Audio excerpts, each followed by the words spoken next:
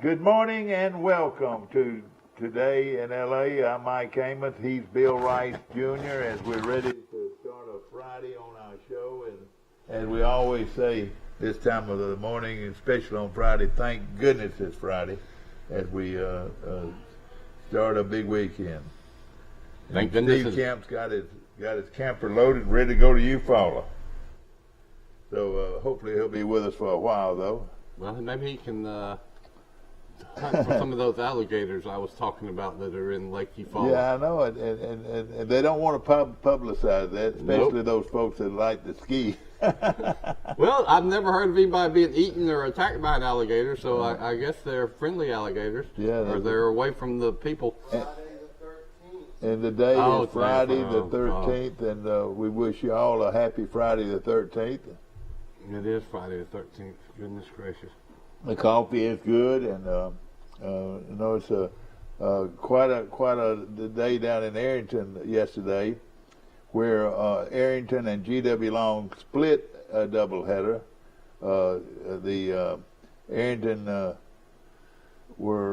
they won the second game 8-7 and lost the first game 8-3 to G.W. Long. So they'll play today at 3 o'clock for all the marbles. For the chance to play for the championship next week. That's right. This is not all the marbles. This is the chance to go to the finals. Yeah, but Lindsay Lane, you know, we made fun of Lindsay Lane, and Lindsay Lane has already secured a spot in the finals of the 1A. playoff 1A next week. Lindsay Lane finished the season 28-6 after winning 11-1 and 4-3 over Donahue. I know but girl.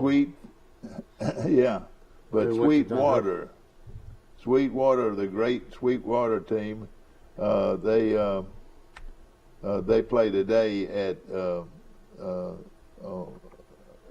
p.m. and 6 p.m. and they'll play tomorrow morning if needed. But that's going to be a big game against Bayshore Christian and Sweetwater to determine who's going to represent the championship game in Class 1A. So that's what we'll give you some information on today. Right? Have you? Well, I sent some information to AL.com about Pike LeBlanc Arts. Okay. I want Pike LeBlanc Arts to get some state attention for winning 4 straight baseball states and 6 straight. And then Drew Nelson needs to get some attention for this amazing run he's been on his last 4 starts. Drew Nelson is not the best pitcher in Alabama. I don't think they ought to name one because, hey, Drew Nelson is a premium, great left-handed pitcher. Well, I totaled it up. In his last 24 2/3 innings, he struck out 60 batters, which is 2.43 batters per inning. 82% of his outs of those 4 games came by strikeout. Yeah. He gave up in the last 4 games. I think he gave up 5 hits. Yeah. Oh boy. He gave up 1 run in the last 4 games. I mean, that is excuse my language, that's a hell of a little 4-game stretch right there. And 3 of those games were in the playoffs against good competition. Yeah, you're right. You're exactly right. And, so I'm trying to, you know, you just don't have the sports writers that you used to have, sadly. You know, the Montgomery Advertiser used to have 6 sports writers. Yeah. And they might have 1 now.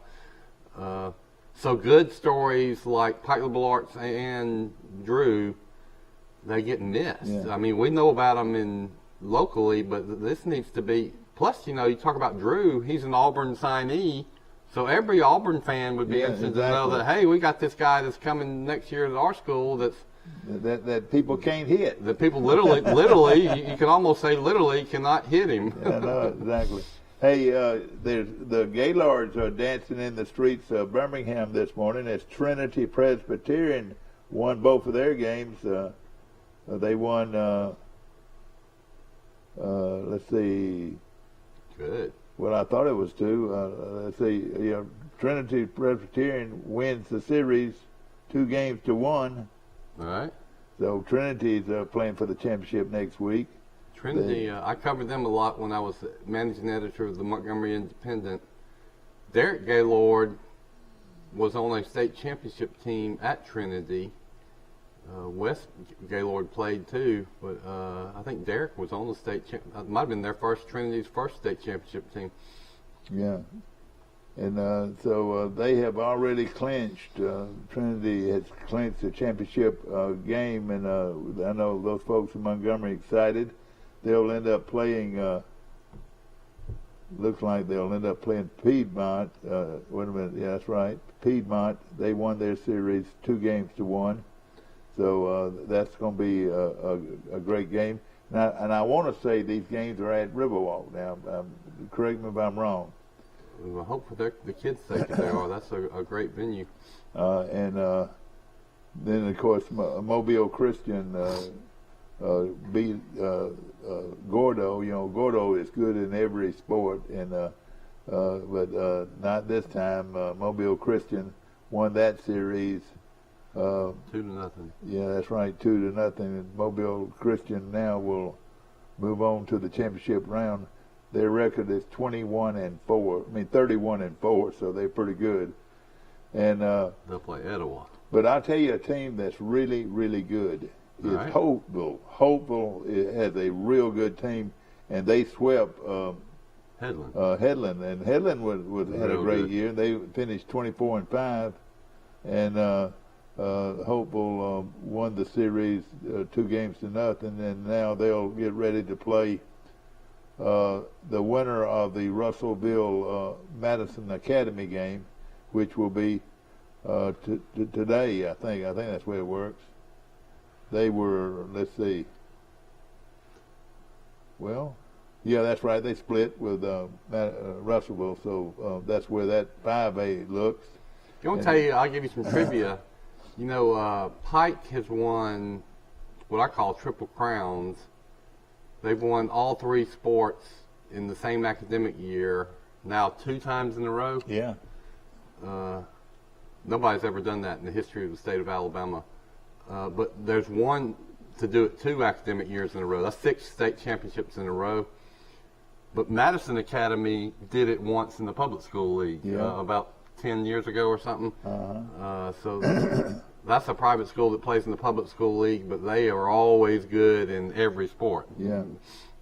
And you know, and it's not going to surprise me if Pike comes out and plays lights out next year, even though they don't have as much experience.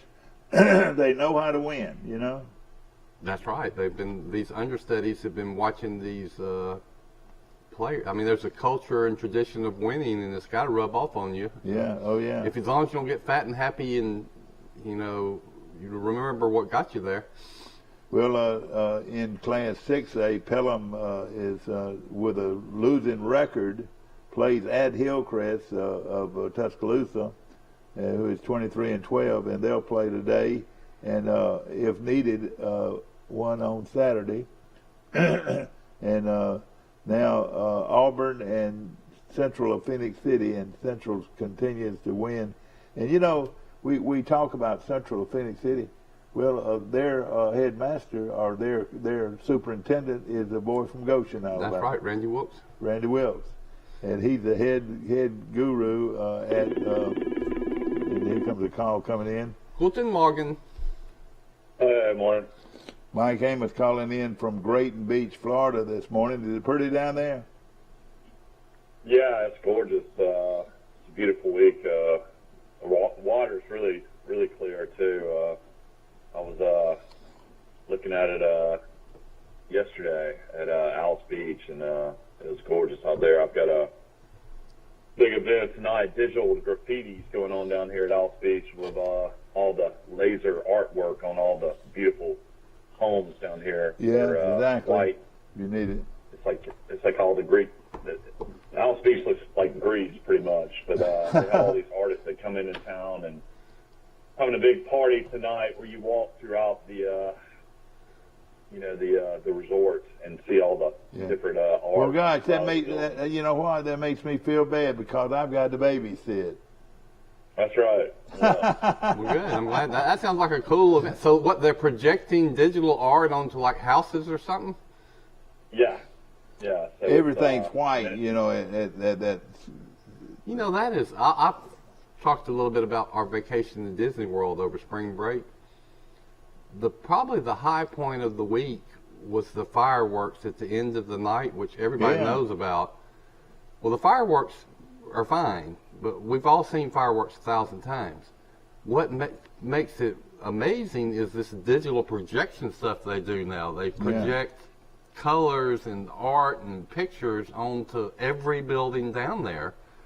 And so I guess that's the same thing they're doing at Alice. Just throw in bars every single corner and food every single corner, and I mean throughout it's like a big festival going on in between all the artwork. It's bands and music. It's like it's a fun event. It's like $200 a ticket, but it sells out. It sold out probably 6 months ago. Wow. Well, so that tells you it's good. Would you say it'll be a bunch of yuppies hanging around there? The beautiful people. Yeah, no doubt about that. And they drink out of those $200 bottle wine. They keep Michael in business, in his business. They give everybody a glass when you walk in, and that's kind of what you use throughout the night. Do you have to pay for any of the wine, or no? Everything is 100% free once you have a ticket. But I've got to go to some events earlier. My wife, works out there. And hey, what would you say the price of a ticket would be, Mike? What would be the price of a ticket? It's just $200 each or a couple? Each. Excuse me. I believe. Where's all that money? I believe I might better babysit. What are the proceeds going for? Probably to save the environment or something. Yeah, it's I'd have to pull it up, but it's always going back to charity throughout Walton County. Any kind of different project or something going on. There's a lot of philanthropy going on when it comes to that. So for you, husband and wife, it's going to cost you a cool $400 to be there. No, I'm actually I support the cause, and I'm a rep, so I get in. Well, I mean, for the regular job. But on a regular. My wife is the graphic designer. We both get in free tonight. I know it, but what I'm saying though, the regular folks have to pay $400 for a couple. Is that so? Your right? wife is a graphic designer. That means she could create some of these digital images that I guess you just need some kind of projector, and you could just shoot them on any surface. Yeah. I think she can do stuff like that, but these are like digital artists through all over the world that come to this event. They win prizes, who has the best digital art. I mean, like thousands of dollars people will win tonight. Well, that's wonderful, and I like it. Of course, I'm glad Alice Beach is really, really cool. I'm so glad that my daughter-in-law is so. And it's Alice. Spell it for. It's not Alice ALICE, is it? No. It's ALYS. Yeah. ALYS. So it's a cool spelling of Alice. And my wife is my son's wife is a very talented lady. Mm. Yeah. When you say that. Mm-hmm. Yeah, it's nice to have somebody with some talent in the family. You're right. I want to finish up these high school baseball deals tonight. Vestavia, Mike, against Hewitt Trustful, and then the winner will play the winner of Phoenix City and Auburn High School. So that's going to be a real good Pike baseball. just played a school from Phoenix City in Glenwood. Sure did. That's good baseball, good athletes, and there's always been good athletes from the Phoenix City area. Oh yeah, no question about it. Football, basketball, baseball, and also in class 3A, in class 6A, we talked about that already. Hillcrest of Tuscaloosa playing Pelham tonight, and then the winner will play the winner of the Hazel Green Hartselle. And Hartselle always plays great baseball. They're 35-4. Oh, really? And so that's going to be a lot of fun to watch how they came out. But the game that everybody, Mike, is interested in is the big showdown with Arrington and GW Long. They split yesterday. Oh, wow. The 7-3 and 8-7, and now they'll play for the championship today at. Well, they play for the right to go to the finals. Yeah, that's right, for the right to go to for the finals. That's probably for the South Alabama championship. Yeah. You might say. The first game, the 8-7 game, actually went 10 innings.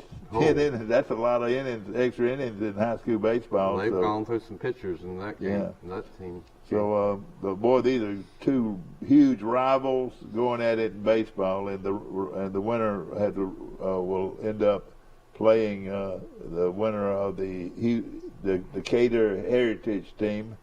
I enjoyed talking to my friends, Pike LeBlanc's friends, in between games at the Glenwood series, and I was talking to Mark Knotts and Billy Hickson and some other people, and they were talking about, I think, the first state championship Pike LeBlanc's won in baseball.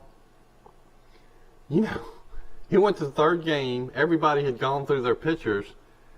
And you know that Pike was down 12-0 in that ball game, in the state final championship game, and they came back and won. They won the ball game. The guy, the other team couldn't throw strikes, and they walked in a bunch of batters. Well, I wish I wasn't here, but I wish I would have seen. That must have been Coach Austin.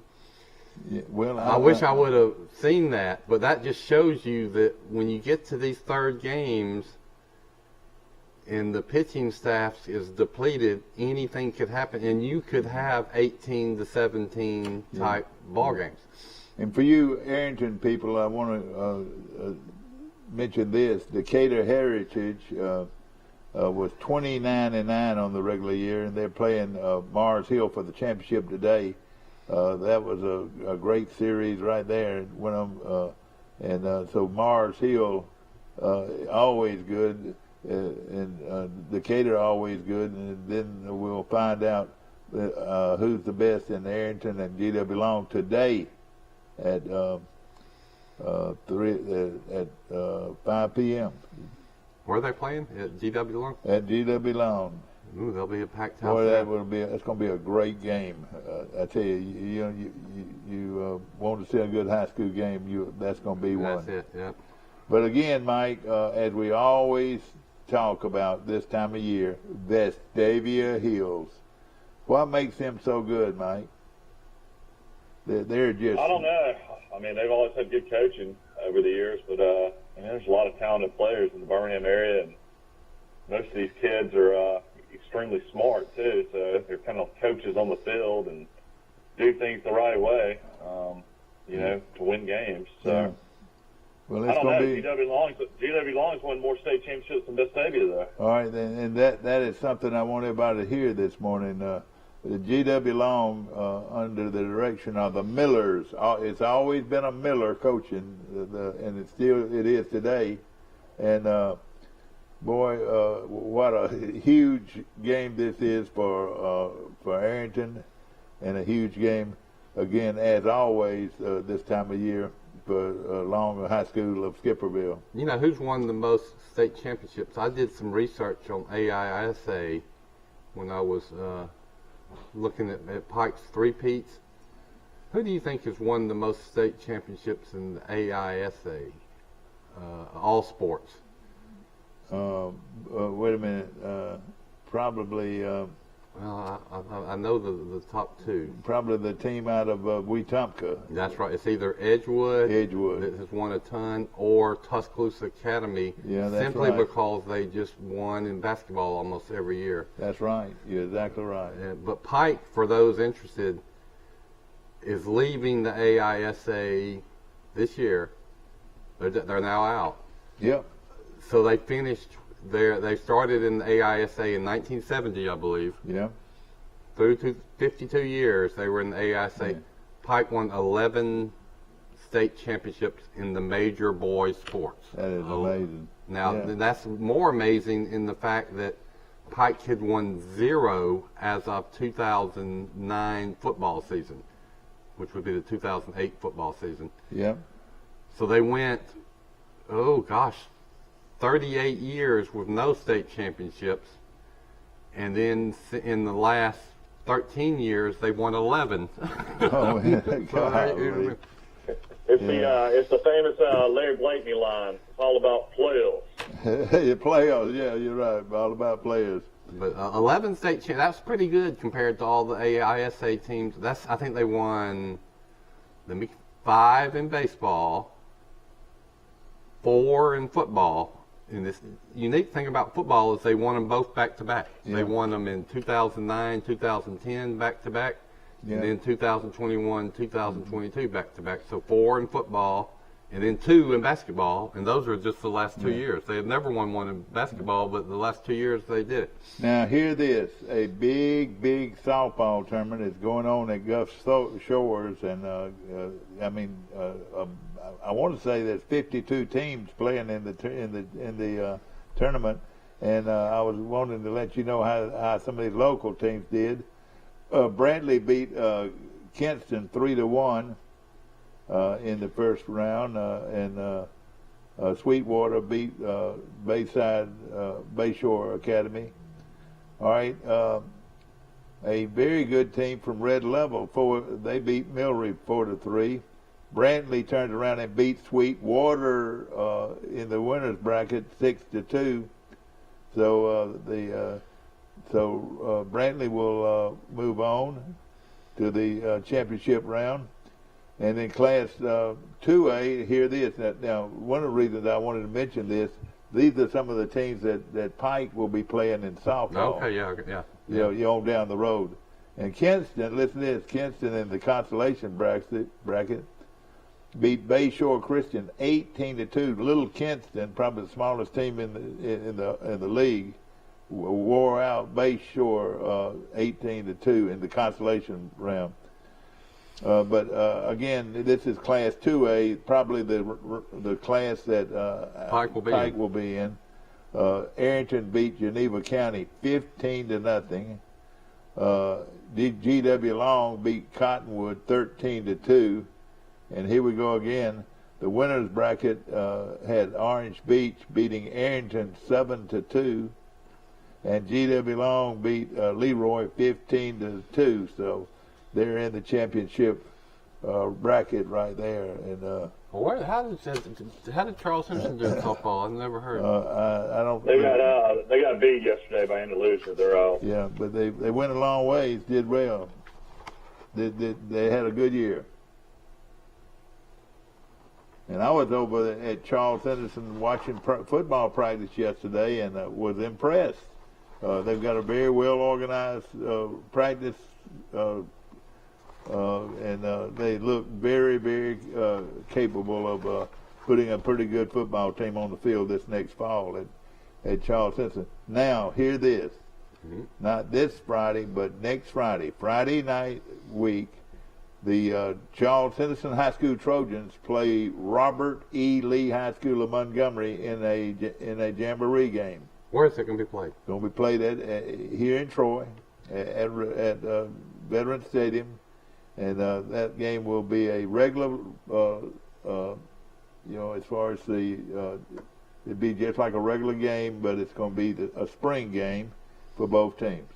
Awesome. I mean, once upon a time, if Charles Simpson would have played Robert E. Lee in their heyday, you would say, it's like the Charles Simpson playing the Green Bay Packers. But I will tell you this, and back in the heyday of Robert E. Lee football, and of course they had the great coach, Tom Jones. I think his record was 110-8 in his career as a head coach at Robert E. Lee. Wow. And then he became head coach at Troy State University then, and were coached there for 2 years and had 2 6-4 records. But so Troy went to the high school ranks to get a coach once upon a time. That's right, sure did. There's a precedent for that. And Tom Jones was almost an unbeatable head coach, and why did he leave Troy after only 2 years? Well, there was something that happened, and I'm not going to get into it, but I know what happened, and they took a trip So out west. who came after him? Bradshaw? Bradshaw came out. No, I think.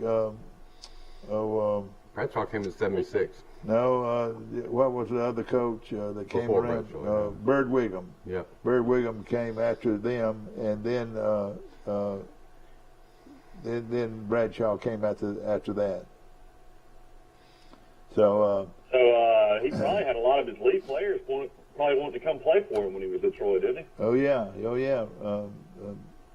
We'd had good precedent getting the band director from Robert E. Lee High School, a man named Johnny Long. Yeah, and I want you to hear this right here.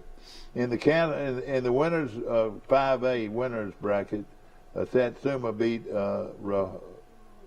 Rehoboth 8-2, and then Rehoboth beat Andalusia 8-2, and Rehoboth advances. In the consolation game, I want you to hear this. Andalusia beat Carroll of Ozark 10-0, but hear this. Charles Henderson High School of Troy beat St. Paul's, Mike, 12-2 in girls softball, and then lost a heartbreaker to Andalusia, 5-4, and Andalusia advances. But what an experience for this Charles Henderson. Well, they have a good program, and congratulations. We probably didn't talk about y'all enough, but and I'll tell you good job of coach and players, and keep it going in the future. I don't know who the coach is, but he or she has come in there and done a super job. She's been on our show, Doug. Coach Neely. What now? Coach Neely. Okay. Coach Neely's been on our show. I don't remember her being on our show before. Oh, she definitely was on our show. Was she? She talked about in the off season she was doing some fundraiser, and okay. She was. She's a friend of my wife that they teach together. Well, I tell you what, she can coach evidently, and she's a former player at Troy University. And that Rehoboth team must be a real good team, and again in the consolation bracket, Charles Henson played very well. Beat St. Paul's. Beat St. Paul's, big school. The cockiest team in 5A football. Beat them bad, and then they lose the heartbreaker to Andalusia, which must be really good. And then our old buddies team from Central Phoenix City, they continue they're the top seed in girls softball. So, Randy is making sure that Phoenix City is good in all sports. Wouldn't you say? He obviously is. He gets it. Good job, exactly. Randy. And now Central Phoenix City, they beat Mary Montgomery in the first round of the finals, and so there's still a lot of good softball left to play in the state of Alabama. But I was very, very touched by the effort of Charles Henson High School softball. I think, it's one of the better programs over there right now. You got the girls basketball team.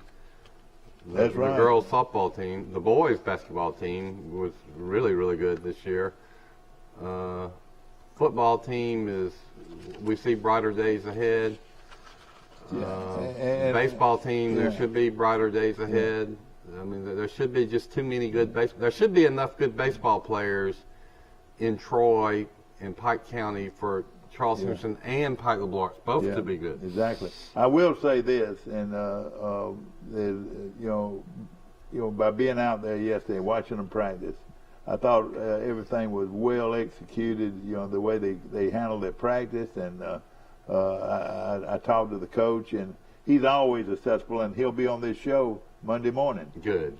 And right at 7:00, he's going to be on our show, so we're looking forward to that. And then, no question about it, this game against Robert E. Lee, one of the top 7A programs in the state of Alabama, going up against 5A Charles Henderson, and we're going to find out a lot about this Charles Henderson team that he'll be able to work on.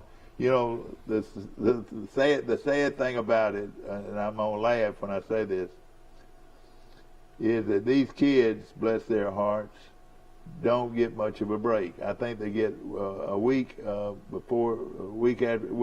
first week in June, then they're back being coached by the head football coach starting the second week in June, and that is not giving them or anybody very much of a vacation. That is absolutely brutal for a hospital. I really do. I think that I don't know if y'all need to check that. I think if somebody got a job. No, it's true. I was in the sporting goods business when it happened. Well, I know they can practice. I know they can practice and have them on the field, but I don't think that it's mandatory.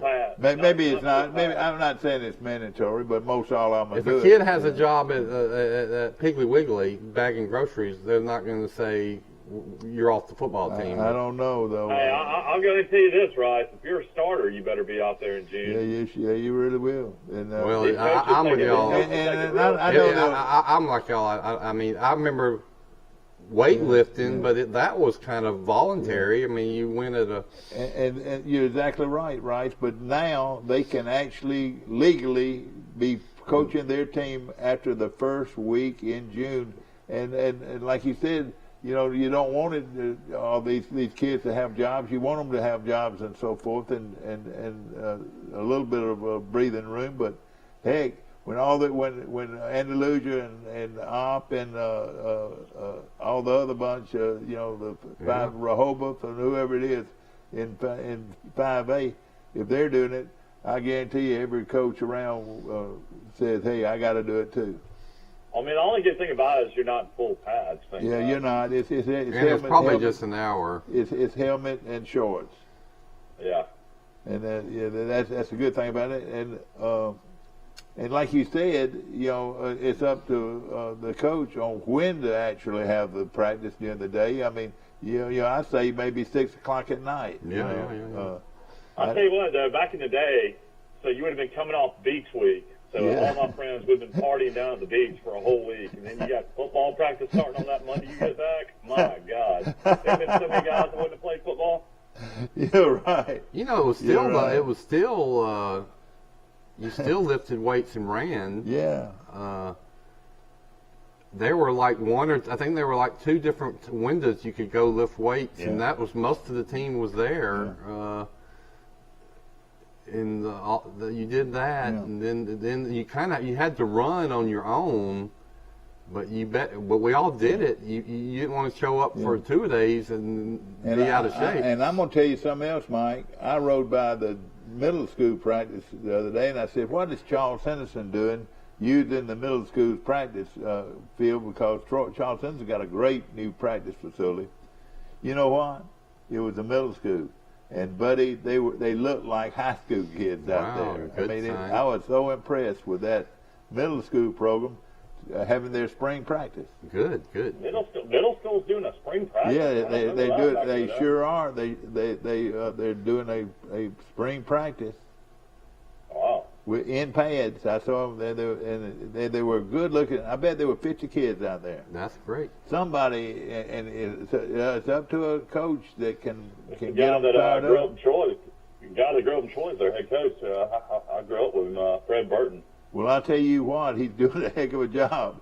I was very impressed with it. Well, that's the key. You get the players out there. And that's how you build the program, right? That's how you build a program. Let them stick together. Most of your core players, if they stick together from 8th grade to 12th grade, they're going to end up being good. And I tell you what, and stick them, give them a brand new shirt, T-shirt or something to wear, so everybody will know who's playing football. Yeah, I like that too.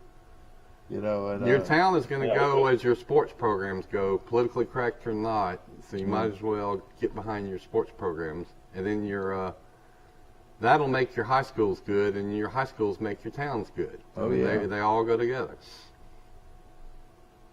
It also rallies the community behind teams.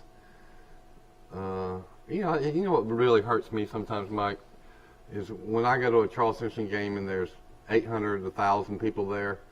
I know it. And when the kids are, there's 90 kids in the student section and only 20 of those are doing the cheers.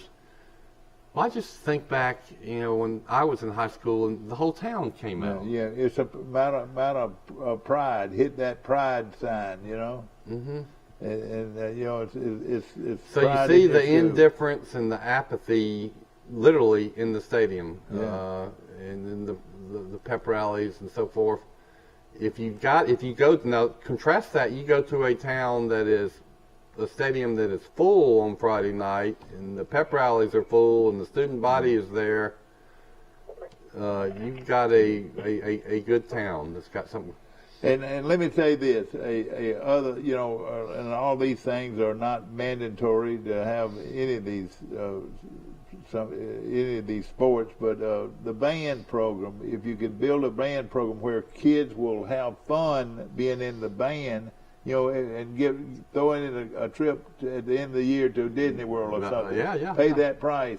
That a kid in the band, if you participate in the band, hey, we're going to send your kid to Disney World at the end of the year. That's right. They did. My high school year, year, the band went to London one year, if you can believe that. That was, you talk about a trip of a lifetime. Yeah. Or send them to the Christmas parade in Atlanta or somebody. Well, what I'm saying they is, got a band festival. But the thing is, they get to be around each other and have good times and good memories and good bus trips. And it gets them off their dang devices for an hour. And give them something to look forward to, another thing, I'll tell you what, where Charles Henderson's new practice field is, there's no trees whatsoever. I bet you that is a hot place to practice. But I'll tell you this, it's a nice place, and they've got a good facility. They've got an indoor facility and a practice facility next to none. And just next to it, the best band practice field maybe in the whole state. And we were down in that hole. And, man, it was hot down there. I can't imagine how hot that place was. Right, and let me tell you this. I don't know who's doing it, but I looked down at that playing field at Charles Henderson High School, and it was simply beautiful. I mean, beautiful playing field, baseball playing field at Charles Henderson High School. Really? Yeah. I'm telling you, it is a beautiful place. Good. And, ladies and gentlemen, any of you folks out there riding by Charles Henderson, sort of going up the hill and look down at that baseball well, you see field. it's right next to the softball field. So yes, sir. And I was looking at looked like a golf course. It looked that good. Well, it's come a long way. There's no way any hospital facility in the state of Alabama has a baseball stadium like Charles Henderson. I've never seen a park like Charles Henderson ever built. Probably never be built again. Well, it's a little different. That is the weirdest bleachers and ballpark to look at. But at the same time, it's the only bleachers I know that you can put easy chair. An easy chair. Yeah, you take your chairs. Oh, it is. I mean, how they came up with that design is still what they did, Mike, they were building. They got a hold of some concrete, and they started building concrete bleachers out there, and the field just didn't quite shaped like the way the bleachers were, but. I guarantee you right now, it's a beautiful place to play baseball. Well, you're right. You would. The way to do it was to bring your folding chairs and put them that's on. right. Because the concrete bleachers are bigger than normal. Being a recliner, that's what I'm looking for. You could actually watch the game sitting in your recliner. And a lot of people always did that, and you could pack a lot of people in there. I was the scorekeeper for 4 years for Charleston, so I went to every game. And you didn't think anything of it, did you? And there were some good crowds. And then, boy, when you got in the playoffs, like when I went to a couple of state finals games there, and thousands of people. But Mike, when I looked at that field, I couldn't help but think of evidently Coach Mark Smart has had something to do with this program. I would think. Brian Meadows is one of the big guys in the rec department. He probably knows. I know it exactly. But I would think that Mark Smart is he helps his son coach, and of course former Troy baseball coach. Mark Smart never had to worry about a field. When he coached Troy, it was already done. I know it, but the high school coach is a hard-working hombre, and the female coach, a hard-working madre. Think of all the things that they have to not only coach the players, get the assistant coaches, organize the practices, worry about grades, but they have to maintain the fields. Yeah. Most of them. I mean, a lot of them cut the grass themselves and line the field. Our show is being brought to you this morning by Premier Dodge, Chrysler, Jeep, and Ram trucks on the bypass in Troy. And I was by to see Jason just the other day. And, hey, he's got a tremendous amount of new and used cars on this lot today. So if you're looking for a great deal on an automobile, no better place than Premier right here in Troy. And, of course, remember, nobody beats a Premier deal. Nobody. We'll be back. Nobody. Mayday! Hurry to get amazing deals. New Ram, we got them. New Jeep, we got them. And more coming. Our Mayday sale. Huge savings. And 0% APR in soon. Shop at PremierTrade.com. Nobody beats a Premier deal. Nobody. You guys are here early. The text said you were bringing McDonald's. Should we get right into it? Nick, there's hot food present. Mix and match chicken McGriddles or a savory sausage biscuit. Choose any two for $3. Ba-da-ba-ba-ba. It's Ford Truck Month. America, you know what to do. Now's the time to get after the best deals on Ford F-Series. America's best-selling trucks, 45 years straight. Also, great offers on Ford Ranger and the new Ford Maverick. Ford Truck Month is here, so let's get after it. Get 0 for 60 plus up to $1,000 bonus cash plus a no-charge 3-year Ford Protect Premium Maintenance Plan on F-150.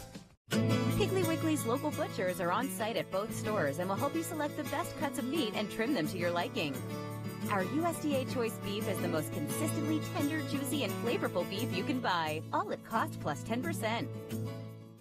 We're blowing away high prices. Use Nissan, Honda, Toyota, Chevy, Ford. We got them. And they're all marked down. Over 120 to choose from. Bring home $350 a week and you could be approved. Shop PremierTrade.com or come see us. Nobody beats a Premier deal. Nobody.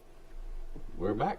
Back to our show, brought to you by Pike Tree Service right here in Troy. And, of course, Tony and his crew can cut down a tree, and before you know it, you got it down, and you don't even know where the tree was.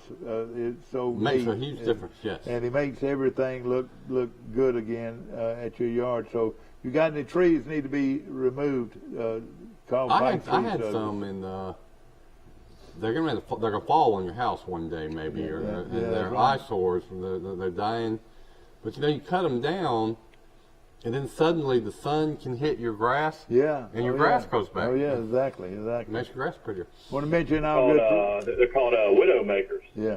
Want to mention our good friends at First Citizens Bank of Luverne, William Petrie and Steve Sanders, two of my very, very good friends. Have a wonderful bank, one of the top local banks in Alabama. Sarah, Southeast Alabama Rural Health Associates, located on the Elba Highway. Rice, you use these facilities, and it's My wife really went good. yesterday. She's got the flu. There's a flu. I mean, it's weird that here in May, middle of May. I mean, the flu normally is gone by March, but she's went to see Sarah yesterday, and she's at home. And it's such a nice place, and they always got doctors available, and we appreciate them very much. We want to say hello to Wise Office Supply, and of course for office equipment, office furniture, school supplies, business supplies. Wise Office Supply right here, and the Matthews Law Firm. We expect to hear from our good friend Will Matthews this morning, from the Matthews Law Firm in Ozark. Of course, Bill Jackson Chevrolet, Bill Jackson Ford, located in Troy, Alabama. Two outstanding car dealerships, Ford and Chevrolet, under the same roof, pretty much, in Troy, Alabama. Raymond's. I saw Raymond at the. Raymond. I saw Raymond and his wife at the Troy Auburn baseball game. My good friend up in North Alabama, he watches our show every morning on the computer, and or actually on TC3, and I was glad. What? TC2. TC2, not 3, but he watches our show every morning, Mike, and talks about you a lot, talks about Rice, and he really enjoys our show. and he said he likes to hear me sing. He likes to hear me sing. And I said, well, don't encourage him. Hey, I don't sing much, but I'll sing a little bit. You know, but my problem is I don't know the words to songs. Well, that's me too. When we get behind closed doors. That's a great song, but that's all I know. That's you like me too. And then you make up the lyrics after that. Oh, Rocky Top, you'll always be home, sweet home to me. Good old Rocky Top of Tennessee, Rocky Top, Tennessee, Rocky Top, Tennessee. All right, is that good? Troy softball fell yesterday. Louisiana Lafayette 9-1. Leon Johnson out of Brantley got the loss. Troy will play today against either UT Arlington or Georgia State. So they're not out of it. They're still in it, aren't they?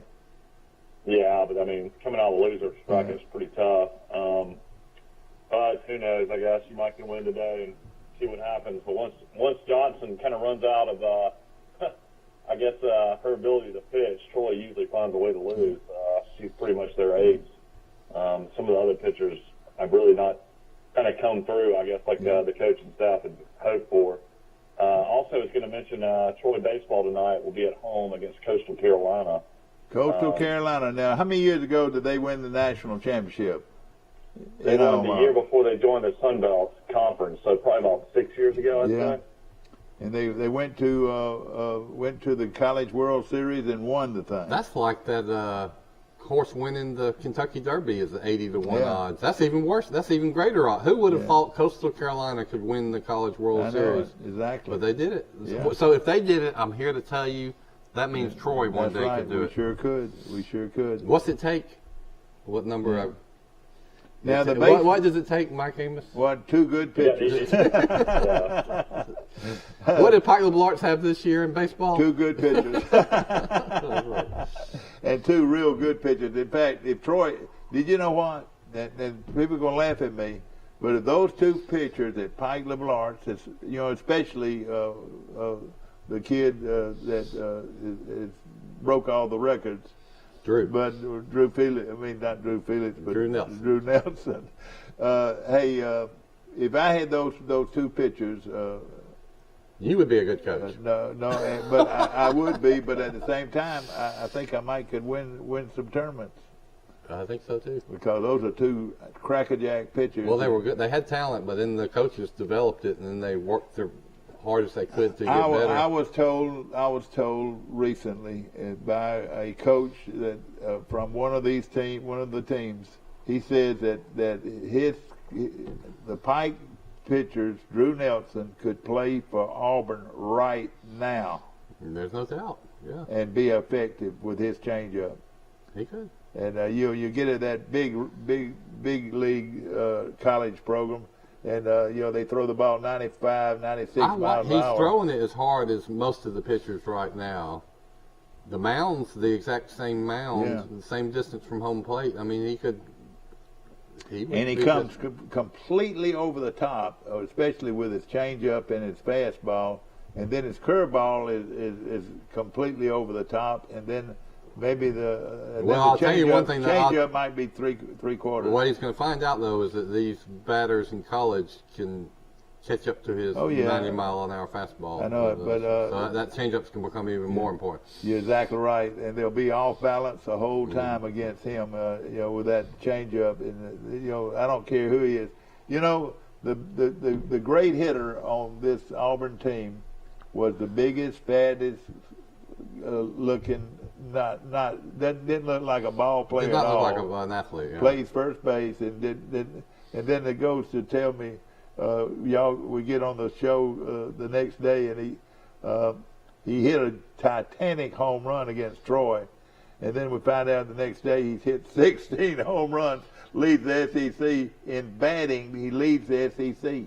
Well, he's got Troy has a. So what I'm saying, it's not how you look. Troy has a good scoreboard, not as good as Alabama and Auburn's, which have even more information. Like they have video screens of the players and stuff like that. But it shows that if you looked at closely, you could see the batting average of every batter when they came up. And so I looked at it for this kid. His last name is DeSherer. He's a cousin of Dr. DeSherer. He was batting .430, and he had 15 home runs coming into the game. Well, he's got 16 now. Because he hit one that went like this. Exactly. Right center field. Yeah, it was a mile high and everything. I would say it probably went about halfway into that parking lot. Yeah. It was about a 450. I wasn't there. You might have been there. I was there. No, I have been told that Bo Jackson hit the longest home run ever, and he hit it to right center too. Yeah, no, there's been several long home runs. Soto that used to play at Troy used to hit him a mile. But let me tell you, and were you there when Bo Jackson hit that home run? I was there. I was there, yeah. Was it a long one or not? What it was most impressive thing, the line drive. It barely over the fence, but it was like a line shot. And it was still right. About 450. Yeah. It was at least 450 or more. So that's one of the longest ones ever. Yeah. But you know what? He had struck out. Rob Warren, Mike, the little left-hander, had struck him out 3 times. And also, it was he had just got over the Alabama game where he went the wrong way. Y'all ever heard of that old saying? Yeah, wrong way, Bo. Wrong way, Bo. Well, they were giving him a hard time through that, and you could tell it was affecting him until the last time he got up there. He hit that line drive over the center field fence, and it would look like it was still continuing to rise. It literally had to go on to George Wallace. I'm sure. Oh my God, Michael, you remember the great player at Troy? He's now a doctor over in Dave Banks. Dave Banks hit him a long way. Well, I bet everybody was heckling Bo, but I bet when he hit that, everybody was kind of like, they were saying, "Wow." Yeah. We're glad we got to see that. Exactly. And Troy had a catcher named Joel Smith. Yeah, he was good too. He hit him a long way. He hit 26 home runs when the other guy hit 30. You know, I'm going to say I wasn't there, but my good friend Ed Black, who graduated from high school with me, was our best baseball player, and he was played at Troy. He was the backup catcher on Coach Riddle's last national championship team, so he played a lot, but he wasn't the starter. Somebody told me that Ed in batting practice one time, he was a left-handed hitter, he hit one over the lights in right field. I wouldn't doubt it. It was one of the longest they'd ever seen. Yeah. Well, I'll tell you this. People don't realize this, but the big accountant in Troy, who would you say would be the biggest accountant in Troy right now? He handles all the Hastings and Shipman or Gibson and Carden, either one. Well, his name is Ross Jenright. And he's a big time. He's one of the best baseball players ever to come through Troy. And I've seen him hit some. He wasn't known for home runs, but he could hit them. He was known for average. But he saw his daddy at the Pike LeBlanc's game. Yeah. Well, I'll tell you something Ross Jenright did one night, and it will go down in history. He got up with the bases loaded, and AUM out of Montgomery, AUM and their great coach had never beat Chase Riddle. Had been probably played each other 15 times, but AUM had never beat Troy in baseball. And they'd had some great teams at AUM. Yeah, they did. Well, they were QE Lowe. QV Lowe was the coach, renowned coach, great coach, and he was one of the biggest Chase Riddle fans you ever saw. How much he was honored to play against Chase Riddle. Well, Jenright gets up with the bases loaded, and Troy was down 3 runs. And he never pulled the ball. He always hit to the opposite field. Yeah. Well, hit a line drive over right center field fence, and Troy won. And we went on several years again without AUM beating Chase I'll tell Riddle. you a Ross Jenright story. He played with Sam Drake, and he's in Bobby's class, the class of '86, Charles Simpson. But Ross was just a great baseball player.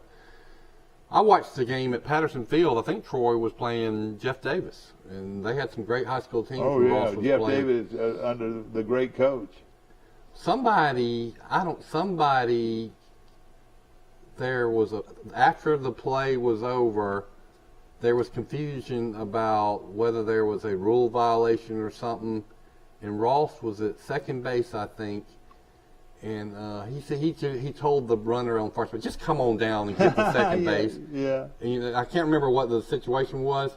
Well, the runner said there was confusion, and he went down there. Well, Ross had the ball in his glove, and he tagged him out. He duped the guy into coming down there. And I said, that is a smart baseball guy. Well, you know what? And he did it with a coach at Jeff Davis that was known for that because Mike Turk played for him in high school.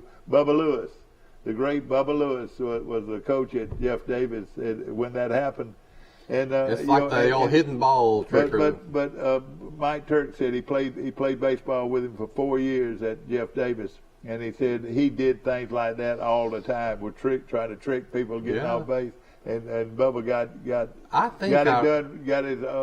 it done to him. I think I remember this.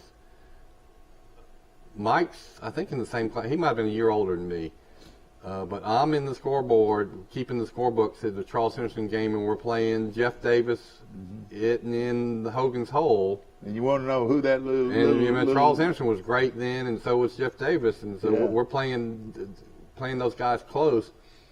But I'd heard of Mike Turk because he was a quarterback on the football team, and he was on third base. And he stole home. Oh, how often do you see that? And he was a great little shortstop at Jeff Davis. There's very few times. You talk about things you don't see often. Have you ever seen anybody in person steal home? No, that's something you don't see much. You're right. Well, you could drive up to Birmingham today and go watch the senior major championship at Greystone. Steve Stricker shot 65 yesterday at the Regions Tradition. Dad's favorite golfer, Miguel Angel shot 67. John Daly had a good round. John Daly shot 68. Yeah. Other names of interest, Stuart Appleby shot 68. Ernie Els shot 68. Retief Goosen shot 69. Joe Durant out of Huntington shot 69. David Toms shot 69. Podrick Harrington shot 69. Tuscaloosa's very own Dickie Pride shot 70. Yeah, I recognize these. Yeah, a lot of Alabama. Brian Gay out of Daleville, Alabama, shot 70. Yeah. Other names, David Duvall shot 71. He's one. Yeah, I'm glad to see him back playing. Yeah. But Darren Clark, who won last year, shot even par. Other names, Colin Montgomery shot even par. So big names up in Birmingham this week for the first major on the seniors tour. Michael. Doug Barron, Will Matthews' cousin, shot 74. He's plus 2. Michael, how about Sebastian Munoz? Shot a 60 yesterday. Yeah, I watched that yesterday. In the Byron Nelson tournament, shot a 60, and they said he had a short putt for 59. What was it? What par is that course? He was 12 under. So par 72. Yeah. God, he was 12 under. He also bogeyed the hole and shot 12 under. And this is Sebastian Munoz, and it says here with the shot a cool 60. 12 under. I mean, 59 is the magic number in golf, and he almost did it. Had a putt to do it. Yeah. Hey, Michael, I finally watched the video clip of the Kentucky Derby. And that was amazing to watch that long shot come from all the way the very back of the field and win the Derby. All right, it's interesting that it's not going to. It came out yesterday. It's not going to run in the Preakness. I think it's going to wait till the Belmont, so it's not even going to run. So there's no chance of a Triple Crown. Yeah. There's a real good article about this new golf league that they're trying to put together. And it's a good picture of Greg Norman, and Greg, it says right here, unabashed greed, a stain on golf world, and they Greg Norman is in cahoots with the Saudi Arabians. Yep. Oh, you can't blame him. No. Making millions and millions of dollars. It says Phil Mickelson hasn't played a competitive round since his. Mickelson is is signed up to play the PGA next week. They just don't know if he'll play or not. Yeah. Tiger looks like he'll definitely play too. Okay, and that's I'm next going to week. read this paragraph right here from, sure. This is Christine Brennan from USA Today. She's one of these woke columnists that I've been reading my whole life.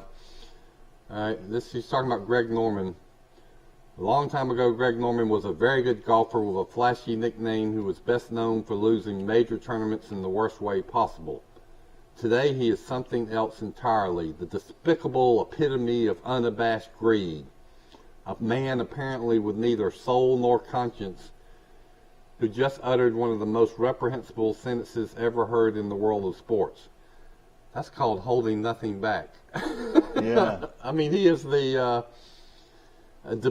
he is now the despicable epitome of unabashed greed. A man apparently with neither soul nor conscience. It's all about money. Well, the other side of that is he's just trying to get his buddies some money. The PGA Tour, though, I mean, apparently is in with all these journalists, though, because, I mean, there is no journalist that is for this new golf league. It says these multimillionaires want to be freed from the tour that has made them so rich, and that they get richer being associated with this. And Well, we talked about it a little, and then Will's talked about it. Y'all talked about it on the Golf Channel. That Brandon, that good commentator they have, has been talking about it a lot. It's the issue in golf. You know, Randall Chambly. And you know, you have a lot of Europeans jumping in on this too. You know, a lot of. Well, I'm always a contrarian. If y'all might have picked up on, I don't necessarily take a side, but I get both sides. And I get that Saudi Arabia is an awful regime. Yeah. I mean, they are ruthless people. Yeah. But at the same token, if somebody's going to pay you money, shouldn't you have the choice to be able to? I mean, should somebody hold a gun to your head and say you've got to play in the PGA? What if you want to play where somebody will pay you $10 million more? Yeah. So I get both sides, in other words. And Mike is also a good article. I mean, the big issue, though, is for these guys, like in their late 40s, they should have kind of made this like a new league for 40 and up. Like yeah, Bubba that's Watson, right. Yeah, that's right. Your Bubba Watson, Sergio Garcia, Lee Westwood. I mean, Mickelson's in his 50s now, but I mean, some of these guys are too good to go play on the Champions Tour. Like Mickelson, of course, he won 4 out of 6 tournaments he played on the Senior Champions Tour. I mean, they should have made the league, 40, and like to 55 league. Yeah, I like that. They should have marketed it that way. Yeah, I mean, I don't think you're going to take the Justin Thomases and the Jordan Spieths and the Rory McIlroys and the Dustin Johnsons. Those guys aren't going to go. But the guys that are in it just for the money, they've already, won their majors and won enough on the PGA Tour. I mean, they just want to make as much as possible. Yeah, you're exactly right. Yeah, I think you got it right. It's the 40 to 55-year-olds that are still, they got the big brand name. They can still draw a crowd. They can still play, but they're not as good as the younger guys. But this is really going to threaten the tour. It's going to really have a huge impact on the tour. Oh, it's I mean, the biggest thing is going to be is if television picks it up. Though I see there's still no television for this. I think as well. It's a big TV network gets behind it. Yes, sir. No question about it. Well, obviously, it doesn't matter if you have crowds at stadiums. Watch the USFL. yeah. Hey, how is that doing? I'm wondering. It doesn't interest me very much. Birmingham is 4-0. 4-0 has the best team in the league. This will be the first and only year of the rebirth of USFL if they even make it to the end of the season. Yeah, you cannot sustain a league just for TV when there's literally 148 people in the stadium. What were you going to say, Mike? They just signed Bo Scarborough, the former Alabama running back. He's a guy that, was dominating Clemson in that championship game. I guess I can't remember if he broke his fibula or whatever, but he was just never the same running back again. But you thought at one time he was going to be a can't miss pro running back. Yeah, big guy. And now he's going to play in the USFL. Yep. You know who he replaced? He replaced Jordan Chun, who apparently was hurt the whole time he was trying to play for the Stallions. Yeah, that's right. So former Troy running back. Jordan Chun was he was a man. He's a real physical guy too. But you know, Bo Scott, he was playing for Detroit a couple of years ago, and had a decent season. So I don't know what happened to him in the NFL. Well, it tickled me that he can hang in there. But running backs, the history of running backs is not very long in the pros now. Nope. They don't even care. They don't even care when they draft them or anything. And they're a dime a dozen. I mean, if you lose one, you get another one. It used to be the O.J. Simpsons and Franco Harris's and Tony Dorsett's. They were the marquee players in the league, and they were drafted early, but now it's completely changed. Have y'all, of course, Mark Ingram from Alabama, though, is about to enter his 12th year. Mm-hmm. He must do something other than run the ball. He must be a good blocker or something, I know. I think he's also a good influence in the locker room and a good team player and all that stuff. Well, we got the Grizzlies at the Warriors, Mike, and the Celtics at the Bucks. Which one are you going to pick to go to watch this weekend? I haven't watched any in the NBA playoffs. I know Dallas beat Phoenix last night. That series is 3-3. Miami beat Philadelphia. They won that series last night 4-2. But I can't get into the NBA as much. No, I can't either. I don't even watch Braves games anymore. I'm not saying. Whatever. I hate to say it. My wife wants to watch. Yeah. I think a lot of us are like that. I've thought about that. I used to watch the game of the week on Major League Baseball. It would be the Dodgers and the Reds, and I'd watch it. But and then I quit watching that, but I would still watch the Braves, and then I'd even watch the Cubs on the Superstation. And man, I watched just about every Braves game. And when the Braves made the playoffs, I was as nervous as Alabama playing for a championship. And I'll tell you this. But now what's happened to me? I hardly even watch. Well, I don't watch the Braves anymore. And the WTBF radio has all the Braves games. It's broadcasting all the Braves games. And I don't like it because I want to hear Feinbaum more than the Braves game. Yeah, and yeah, I think that game you were talking about against AUM too. Wasn't that when Phil Necro's son pitched against Don Sutton's son? That's right. Don Sutton's son was pitching for AUM, and Phil Necro's son was pitching for Troy. That night. I remember that. Yeah. That's right. I have seen Don Sutton at a Troy AUM game before. And I have seen Phil Necro at the front porch bar after a Troy baseball game. I tell you who you used to see a lot in Troy was the race car driver.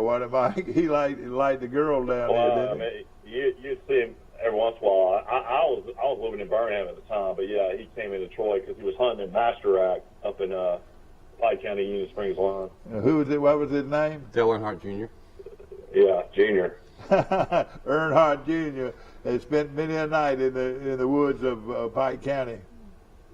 Yeah. Yeah. The strange thing growing up is when you went to basketball games, and Emmett Smith dated Troy's trainer. Oh yeah, you see him all the time. Department for about 5 years. Yeah, so exactly. Emmett Smith would come to a lot of Troy basketball games. Yeah, I remember seeing him. We saw him. I see him riding around town. You're right. Yeah. And then I was watching something the other day. DeMarcus Ware was posting some stuff on Instagram, and DeMarcus has become like a fitness